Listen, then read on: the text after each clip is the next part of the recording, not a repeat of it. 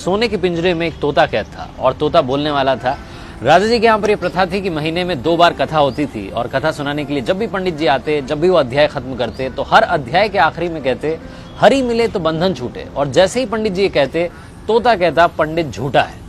और जैसे ही तोता ये कहता पंडित जी के लिए सिचुएशन अजीब हो जाती, हर बार एम्बैरेसिंग सिचुएशन हो जाती। 2-3 बार तो चल गया, लेकिन पंडित जी को लगा कि तोता मानने वाला नहीं।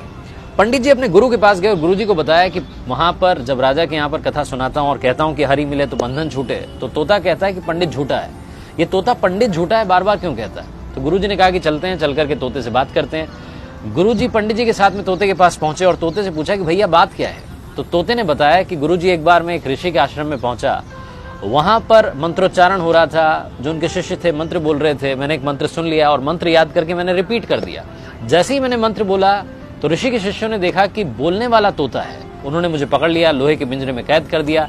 एक बार ऋषि के आश्रम में उनके एक शिष्य थे, सेठ जी, वो आए, उन्होंने मुझे देखा कि बोलने वाला तोता है, वो अपने साथ में ले गए और ले जाकर के मुझे चांदी के पिंजरे में कैद कर दिया।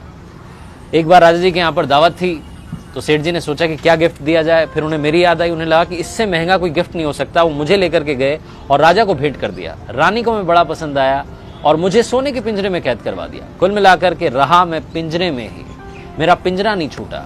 तो जब जब मैंने हरि का नाम लिया मेरा बंधन नहीं छूटा। गुरुजी ने तोते को अपने पास बुलाया और उसके कान में एक बात कही। गुरुजी पंडित जी को लेकर के वहां से चले गए। अगली सवेरे जब सुबह हुई तो राजा के सेवकों ने देखा कि पिंजरे में तोता मरा हुआ था, उल्टा पड़ा हुआ था।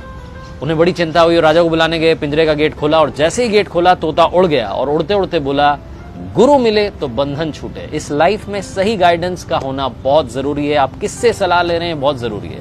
अगर आप गलत आदमी से सलाह लेते रहेंगे तो आप गलत दिशा में बढ़ते जाएंगे और आपका कुछ नहीं हो पाएगा।